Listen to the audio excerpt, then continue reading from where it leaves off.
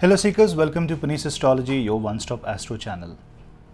Now, it's a different video, not a transit video.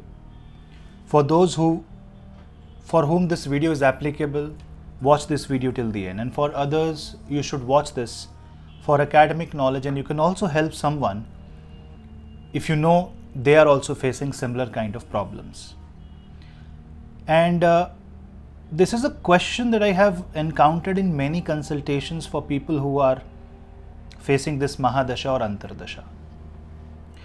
And I'm going to explain in a very simple terms that planets are not your enemy, but sometimes they behave according to their default characters, default nature, and that itself can become difficult for you to adjust to. And we are talking about Rahu Mahadasha, but not the entire Mahadasha. I'm talking about the Mahadasha's 1.5 year approx of period in the entire Rahu Mahadasha, which can destroy you or can transcend you to a higher dimension. And that is Rahu Mahadasha and Moon Antardasha, Chandra Antardasha. Watch this video till the end where I explain you how to navigate through this Antardasha in Rahu Mahadasha, what challenges you will face in general. I'm not talking about your personal horoscope. I'm just talking from the perspective of the theme of this Antardasha in Rahu Mahadasha, and you will be able to understand if you have gone through this or you are in Rahu-Moon combination. Watch this video till the end, and if you want to take consultations, you can drop me an email or call on my landline number or ping on my WhatsApp number. The details are on the screen and as well as in the description box below. For Instagram, Telegram, you can communicate there also. And please subscribe, share the video among family and friends, and suggest your views in the comment box below. Let's start an understanding of Rahu Mahadasha and Moon Antardasha. Rahu is a planet of illusion, but Rahu is also something that is metaphysical, that is more in the mind rather than having a physical existence. In fact, Rahu's birth is out of your own soul. It's a shadow of your own personality. And because it is a shadow, it will always remain with you no matter where you go. Even if you become a master of divine powers, you will still encounter Rahu as long as you are in the realm of Devas and as long as you are in this material realm. And if you are encountering Rahu Mahadasha, you are encountering Mahadasha of a planet that represents technology but also represents Maya. Now, a good use of Rahu is like a YouTube video. It's a software based device, machine learning, me recording a video at a certain time, data bit getting recorded, and see what you are doing. Your two sensory organs are only used here. One is vision and the other is hearing. You are watching my pre-recorded message, which can be relayed again and again and again and again, like if I or my image or my memory is being captured. And also you can hear my voice through a digital medium again and again. You can repeat this on loop. And this is also Rahu's energy, because Jupiterian energy is to write in a book. You can only capture the essence and thoughts and wisdom, but not the face and voice of the writer. But see the magic of Rahu, you can actually see and listen and understand the expression, through the expression of the orator, what would have been his state when he is delivering the message. See, this is Rahu's positive thing, but what is the negative thing? Negative thing is what is the misuse of technology, deep fake, AI mismanagement, and a challenge where Kali, the king of Kali Yuga, will become a demon, possibly using technology. All this is because of Rahu's manifestation in a negative sense. Now, if there is a person who has a positive Rahu in his chart, he will be able to achieve a lot of things, especially in corporate sector, in modern world. Even in spirituality, Rahu can give some really good spiritual growth, although you can easily get lost and assume few smaller experiences as the ultimate ones. But someone with negative Rahu, for that person, that individual, Rahu Mahadasha can be a really challenging Mahadasha. It can be full of illusion, Maya. You believe in one thing and something else will happen. How will you trust the process? How will you trust a human? How will you trust yourself?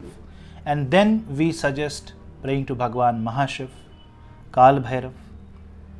We suggest constant hand holding by an astrologer so that you get to know.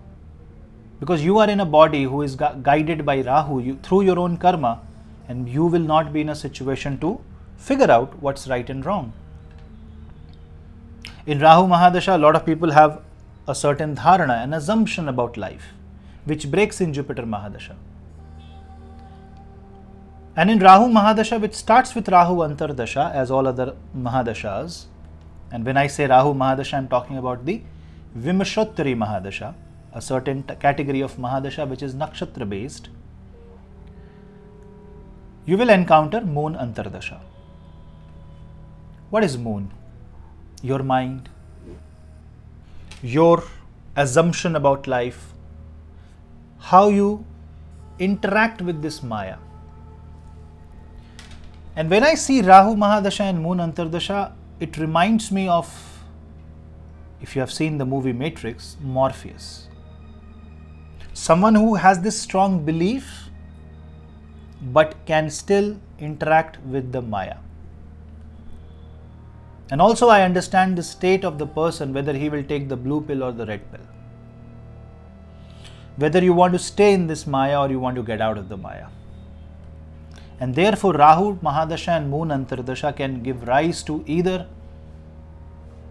strong spiritual growth, where you are in the quest of finding what is real and what is fake. You move in the path of spirituality and become a Bhakt of Mahashiva. Or you fall down on the spiritual plane, trusting bad energies, following the path of lower tantras. You know, these Ouija boards, spirits, ghosts, trying to interact with such kind of spirits, and you have no idea what Pandora's box you are going to open, what dimension you are tapping into, and with just an assumption you will, sometimes like an experience, like a child running towards a open flame with no idea what the flame will do to that child. Therefore, you will need guidance. And with guidance, I don't mean astrology guidance. Astrology is one part of it. It might be that you are completely occupied with the thoughts, and that thoughts is making you go wild and crazy. Nobody is trying to, or nobody is even understanding you. Not even you. Then you need help. You will have to connect to people who are your well-wishers. Release the thought from within. However weird the thought process is, just vent it out. If you don't have anybody, write down. Why? Because Moon is perception of reality and Rahu is called distortion of reality, illusion. Bring these two things together and the difference between real and fake, truth and fiction vanishes.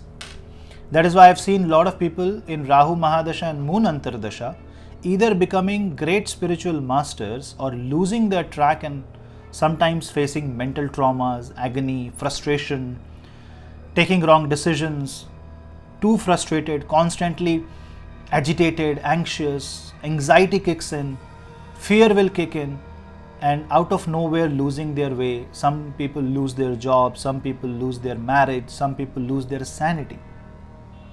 And some will be able to guide themselves and utilize this Rahu-Moon combination, just like Morpheus, being in the matrix, not in the matrix. I know that Jupiter has to support you in your chart, so people who have this Rahu-Moon combination are most affected by this. People going in the Rahu Mahadasha, Moon Antardasha will see things in a very different way. So if you have someone in your family, if they are running a Rahu Mahadasha and Moon Antardasha, understand that they are in the kind of a time frame where nothing is true and the assumption will be pretty strong. You might try to explain but the mind will not be ready to explain, because for the mind to understand the reality, it has to create that reality in the subconscious. Rahu-Moon hits your subconscious. Now, why is so much of problem with Rahu and Moon, and why is it like always the problem? No, I have seen people with Rahu-Moon in their birth chart, or Rahu and Mahadasha and Moon Antardasha, becoming extremely successful. But after they come out of the Moon Antardasha, just sit with that person. Behind all the success will be a lot of pain, lot of mental trauma, challenges, and a fight with oneself. Rahu, Mahadasha and Moon Antardasha alters your personality. What should be your duty? First, be patient. Second, trust the process of time. Sometimes, in certain consultation, I heard that the person experiencing the Moon Antardasha in Rahu Mahadasha, for that person, time kind of dilates in a way that the 1.5 year period looks like 5-year period. Therefore, praying to Mahakaleshwar, Jyotirlinga, and Kal Bhairav is a wonderful remedy. Feeding dogs, feeding cows, feeding crows wherever possible is a wonderful remedy. Now, if you're believing in something, don't believe. Even you are in the best of the state in Rahu Mahadasha and Moon Antardasha, enjoy the state, but don't think it is going to be an eternal truth. If it is hitting your mind, meditate. Meditate hard, but in a way where your eyes are open. Tratak meditation is a form of meditation where you meditate with your eyes open and you focus, you concentrate at a point. If you can get a guru who can teach you Tratak meditation, it is good. And for a layman who cannot access all these spiritual practices, who may not be in India, who may be watching this video for the first time and who are just new to this Vidya of Jyotish, for you I will say the best way to handle this Antardasha is to always enjoy and be in the present. Your mind will take you to the past and future, your mind will create assumption, your mind will talk lot of things. Vomit everything on a piece of paper, write. Do not let it sit inside your head, otherwise it will become garbage. If your moon is with Ketu and you encounter Rahu Mahadasha and Moon Antardasha, it can push you to the path of Aghora and it can push you to the path of Tantra. As long as you are practicing positive Tantra in the presence of a guru, good. Otherwise, Rahu Mahadasha and Moon Antardasha can also create possession by the entities. Meditating late in the night can be very dangerous for during such a time frame where a different entity from a different dimension, maybe negative, can attack you. Shielding yourself is very important, so chant Durga Kavach. And always remain humble and always at a service. And if something is difficult, just let it be. Because you need to understand that Moon is about perspective. You cannot control Rahu, but you can control Moon. And if you can control Moon, you control the light. You control the light, you control the shadow. There has to be an indirect treatment to this transit. You can also buy Sphatic quartz shivling at your home, very small one. Your mind will always run, your thoughts will run, you will always be eager to do something, you might get angry, you might get frustrated at small things. Sometimes you have to release that energy, so always keep yourself occupied. Read books, positive books. Avoid watching these horror shows, avoid listening to sad songs, avoid daydreaming. Try. Don't feel sad. Don't feel dejected, don't feel that you are lonely, you are alone. Don't feel that it is the end of the day. No. Utilize this time. To understand matrix, you have to go deep inside the matrix to its core. You will face the truth. Only when you are confused is when you will find the solution. Because if you are not confused, what's the guarantee that your belief is right? Because only when in confusion you will ask questions, just like Arjuna asked questions to Krishna and then you got Bhagavad Gita. You need to ask questions, and if you are in Rahu-Moon, ask questions. That will give you much better clarity. I hope this kind of summarized. I can speak on and on and on for hours, but I just wanted to give you a kind of a hint, because I was seeing few people getting troubled because of this. So let me make it clear. It's not a bad transit. It's a transit which is highly occult in nature, which is very secretive and can make you believe in n number of things. But if you stick to one path, if you stick to one duty, if you stick to one understanding, if you stick to one guru, one mantra, one process, and continue that, forget about the result. Keep doing your work. You will become successful, and Rahu-Moon will become a beautiful experience of Maya. Think about it.